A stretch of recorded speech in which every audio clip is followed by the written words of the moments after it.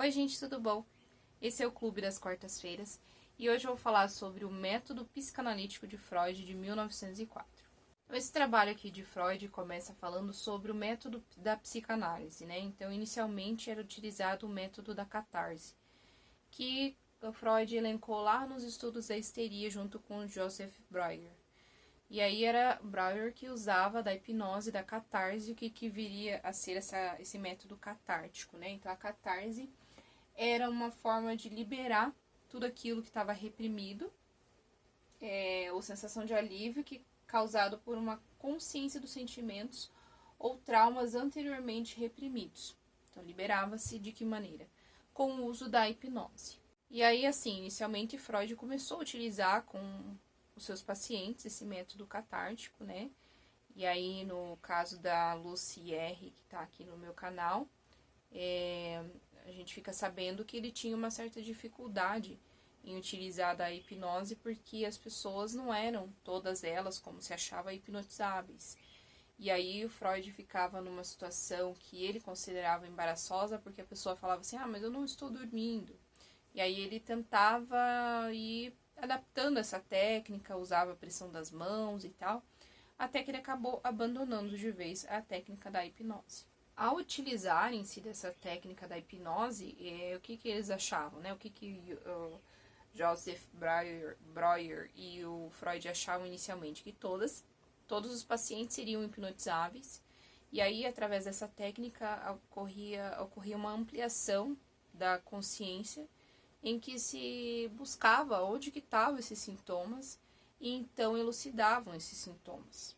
E aí fala-se assim, no paciente hipnotizado, afloravam lembranças, pensamentos e impulsos até então ausentes da sua consciência. E depois que ele comunicava ao médico, esses eventos psíquicos, sob intensas manifestações afetivas, o sintoma era superado e o seu retorno não ocorria. Essas intensas manifestações afetivas seriam essa catarse. Então a pessoa revivenciava, nem sei se é o termo, mas vivenciava novamente aquele trauma, aquela situação traumática, enfim, que ela passou no passado, que a consciência não conseguia vir pelo método ali de estar acordado. Então, com a hipnose, chegava-se a esses conteúdos e a pessoa conseguia exprimir os seus sentimentos diante daqueles conteúdos que, de repente, na época não conseguia, né? Então, conseguia chegar a essa catarse de aliviar, seja gritando, chorando, enfim. Vinha essas intensas manifestações afetivas e então se aliviavam esses sintomas. E assim, eles consideravam que essa experiência poderia ser repetida quantas vezes fosse necessária, que não tinha problema. E que era eliminado de vez esses sintomas, né? Essa experiência que podia ser repetida regularmente, os autores elucidaram da seguinte forma. O sintoma se acha no lugar de eventos. Esse eventos aí tem uma nota de rodapé dizendo que no original, Vorgange, que também pode significar processos. Então, o sintoma se acha no lugar de processos psíquicos ou eventos psíquicos reprimidos, que não chegaram à consciência. Representam, portanto, uma transformação, uma conversão destes. Então, aqueles conteúdos que antes estavam reprimidos, eles são convertidos e são trazidos à luz da consciência para serem resolvidos. Eles explicaram a eficácia terapêutica do seu método pela descarga do afeto até então estrangulado, entre aspas, que ficou ligado às ações psíquicas reprimidas, chamadas de abreação. O que seriam essa abreação? Uma reação emocional e inconsciente que você tem em resposta a algo que traz de volta uma situação dolorosa que você experimentou. Então, aqueles sentimentos estavam lá estrangulados, reprimidos, recalcados lá nos recônditos do ser da pessoa. E pelo método da hipnose trazia tudo isso à luz e exprimia-se todo esse sentimento. Mas esse esquema simples de intervenção terapêutica se complicava quase sempre, pois se verificou que não era uma única impressão traumática que participava da gênese do sintoma, mas geralmente toda uma série delas, de difícil apreensão. Então não era só uma situação problemática, um trauma só, Às vezes tinha uma corrente, né, uma teia ali de traumas que geravam, que estava ali na gênese do sintoma. E aí era difícil chegar até eles, compreendê-los e elucidá-los. Seguindo aqui, então, a mais um trecho, né? A característica principal do método catártico, que o contrapõe a todos os demais procedimentos psicoterapêuticos, está em que a eficácia terapêutica não é transferida para uma sugestão proibitiva feita pelo médico. A expectativa é, isto sim, que os sintomas desapareçam por si mesmos, quando a intervenção, que se baseia em determinados pressupostos sobre o mecanismo psíquico, consegue fazer com que os processos psíquicos tomem um curso diferente daquele que resultou na formação do sintoma. Então, havia essa sugestão do médico e aí colocava esses sintomas num outro curso, um outro percurso diferente para ter essa resolução. As modificações que Freud introduziu no procedimento catártico de Breuer foram inicialmente mudanças na técnica, mas elas conduziram a novos resultados e em seguida tornaram necessária uma concepção diversa do trabalho terapêutico que não contradizia a anterior, porém. Então, Freud tentou, achava que não era um bom hipnólogo, usava a pressão das mãos, ficava numa saia justa de explicar para as pessoas quando elas diziam que não dormiam, e depois ele parou de se preocupar com isso, até que ele abandonou essa técnica e utilizou-se, então, da livre associação de ideias, que a gente vai vendo aqui no decorrer desse trabalho. Então, depois que se o método catártico já havia renunciado à sugestão, Freud deu o passo seguinte e abandonou a hipnose. Atualmente, como que ele fazia? Então, atualmente, né, nessa época, ele tratava os pacientes de que maneira? Então, ele conduzia os pacientes para o divã. Fazia com que eles deitassem relaxadamente, sentava-se numa cadeira atrás desses pacientes e então fazia o seu método, né, a sua psicanálise, seu atendimento. Porque dessa maneira a pessoa ficava relaxada, né, não tinha movimentação de nenhuma parte do seu corpo e não tinha também a questão sensorial ali, porque ele ficava atrás. Então a pessoa não ficava olhando para ele, não via as expressões dele. A pessoa entrava num total relaxamento corporal e ainda tinha essa questão de não precisar ficar vendo as expressões, se preocupando com as expressões do psicanalista, do Freud, né? E aí não tinha essa questão sensorial ativada também. E aí ele se concentrava, a pessoa se concentrava nas suas questões, nos seus conteúdos.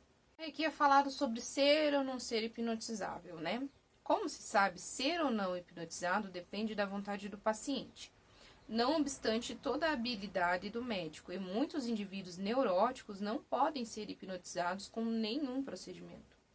De maneira que o abandono da hipnose garantiu a aplicabilidade do tratamento a um número ilimitado de pacientes. Por outro lado, faltava a ampliação da consciência, que fornecera ao médico justamente o material psíquico de recordações e ideias, mediante o qual se podia realizar a transformação dos sintomas e a liberação dos afetos. Não se achando um substituto para isso, a intervenção terapêutica estava fora de questão. Então tinha esse problema de que nem todo mundo era hipnotizável, e a hipnose, de certa forma, ela ampliava, né, conseguia fazer essa ampliação da consciência e trazer esses conteúdos, e eles não estavam conseguindo só pelo método ali da conversa. E não podia ter essa intervenção terapêutica. Como que Freud começou a agir então? Aqueles pensamentos involuntários, aqueles pensamentos que vinham do nada, ele começou a fazer com que seus pacientes trouxessem para ele. Traga, você está pensando no quê? Vem um pensamento, qualquer pensamento, vem na tua cabeça. Pega e me fala, sem pensar, só fala. Então Freud falava assim para as pessoas, aquele pensamento que passa pela sua cabeça, seja ele vergonhoso, seja ele sem sentido nenhum, fale para mim.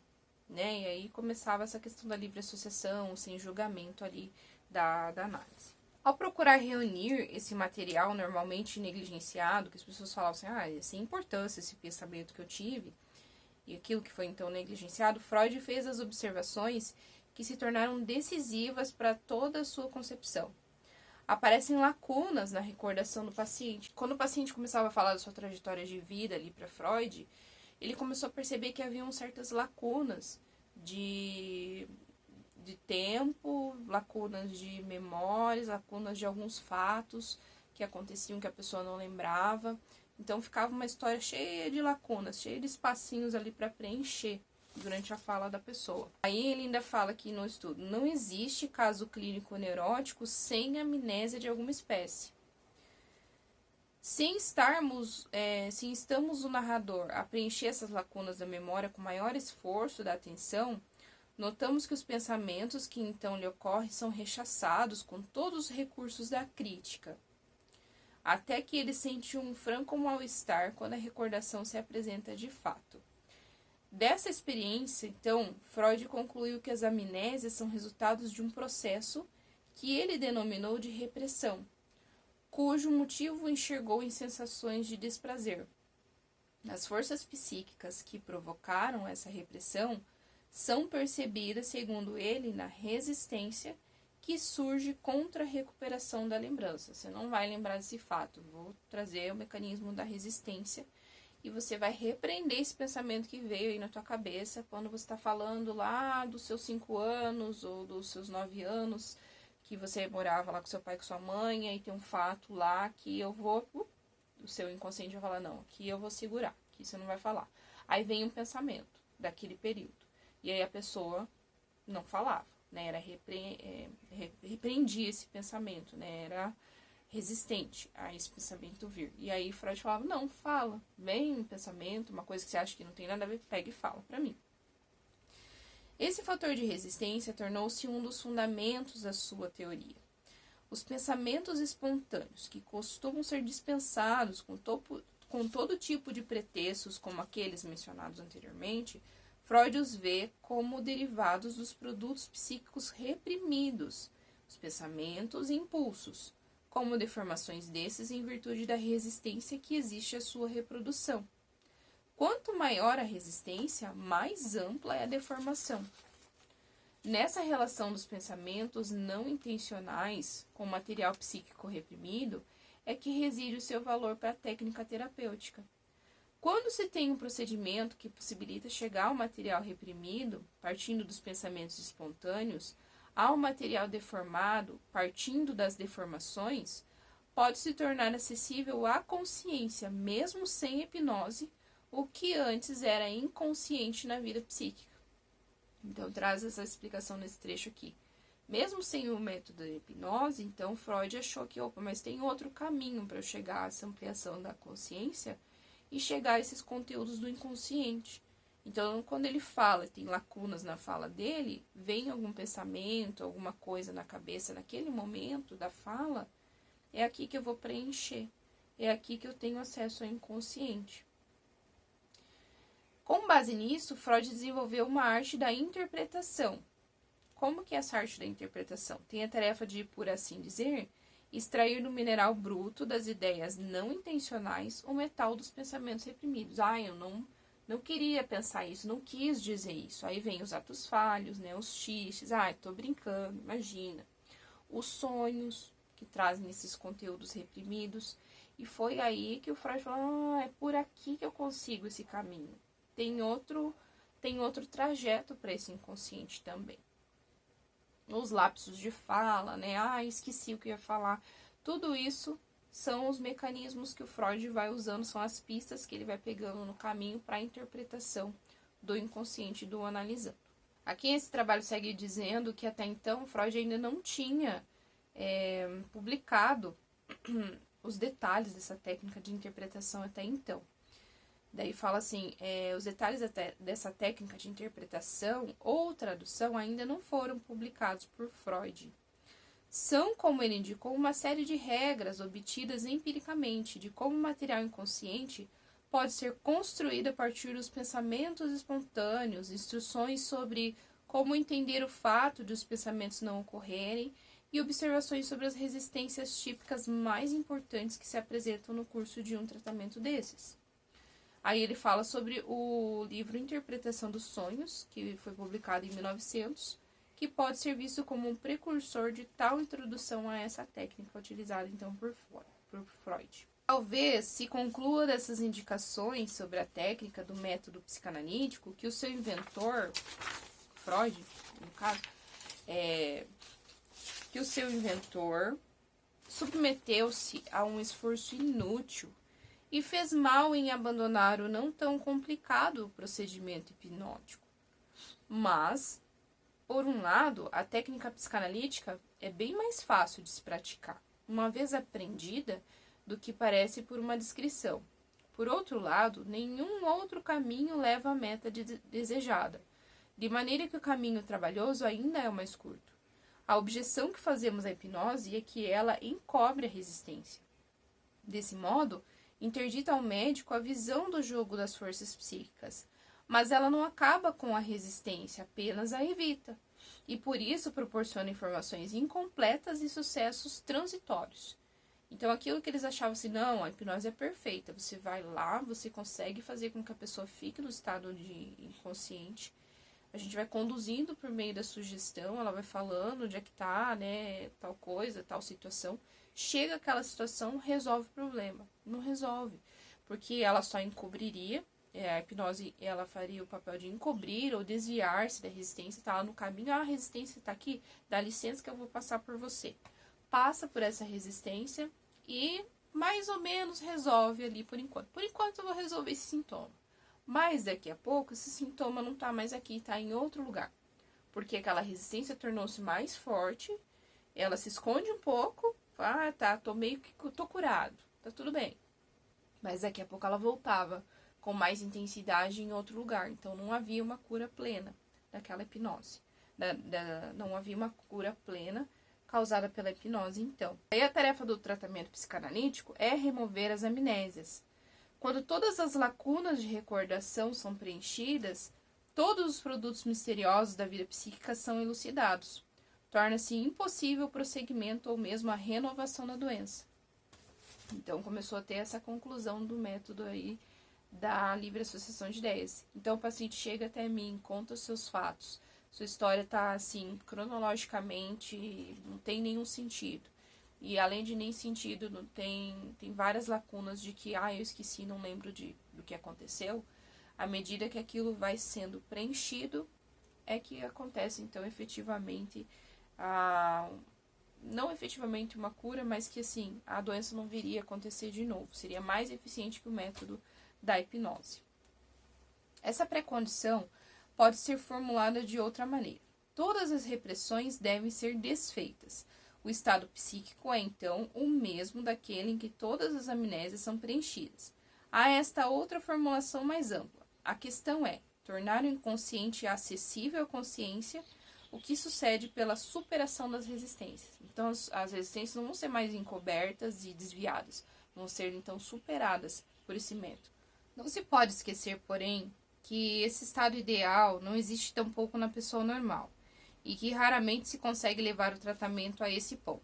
Assim como saúde e enfermidade não são distintas em princípio, mas separadas apenas por um limite quantitativo determinado na prática, assim também jamais teremos como objetivo do tratamento outra coisa que não a recuperação prática do paciente, o restabelecimento de sua capacidade de realização e de fruição. Numa terapia incompleta ou de êxito parcial, obtém-se uma melhora significativa do estado psíquico geral, enquanto os sintomas podem prosseguir, mas com menor importância para o paciente, sem marcá-lo como um doente.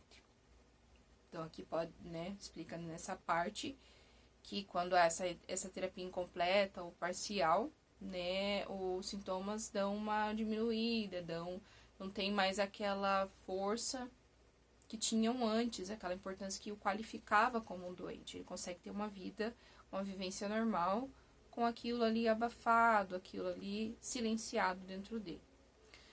Excetuando-se pequeninas modificações, o procedimento terapêutico é o mesmo para todos os quadros sintomáticos da multiforme histeria e para todas as formações da neurose obsessiva. Não se pode dizer que a sua aplicação seja irrestrita. A natureza do método psicanalítico gera indicações e contraindicações, tanto no que se refere às pessoas a serem tratadas, como no que toca ao quadro clínico. Ele fala assim, mas existem restrições. E aí ele começa a colocar que seriam favoráveis à psicanálise, ao tratamento psicanalítico. Então, assim, não é, nossa, todo mundo consegue fazer o tratamento psicanalítico, nossa, é maravilhosa, não se aplica a todo mundo. E aí ele começou a categorizar aqui e colocar que seriam favoráveis ou não à análise. Os mais favoráveis para a psicanálise são os casos crônicos de psiconeuroses com sintomas pouco violentos ou perigosos, ou seja, primeiramente todas as espécies de neurose obsessiva, de pensamento e atividades obsessivos, e casos de histeria em que tem papel principal as fobias e abulias, mas também todas as formas somáticas da histeria, desde que a tarefa principal do médico não seja como na anorexia, a rápida eliminação dos sintomas. Em casos agudos de histeria, será preciso aguardar um estágio mais tranquilo. Em todos os casos em que predomina o esgotamento nervoso, evitar-se-á um procedimento que por si mesmo exige esforço, traz apenas avanços lentos e durante algum tempo não pode levar em conta a persistência dos sintomas. O termo abulia que está aqui, eu achei no dicionário como uma incapacidade de tomar decisões voluntárias. E a fobias, relacionadas àquele medo excessivo de alguma coisa, Então, nesse trechinho é elencado como que seriam os mais favoráveis ao método psicanalítico e ainda enfatiza, que em casos ali que não tinha que haver uma resolução rápida, como ele dá o exemplo da anorexia, que tem que ser resolvida rapidamente, porque você coloca em risco a vida da pessoa, esse seria um caso, por exemplo, que não poderia, porque se estenderia muito e acabaria prejudicando o paciente. E aí ele segue. A pessoa que quiser submeter-se proveitosamente à psicanálise deve satisfazer vários requisitos. E aí ele elenca requisitos para essa pessoa que quer fazer a psicanálise. O primeiro que ele fala é que a pessoa tem que ter um estado psíquico normal.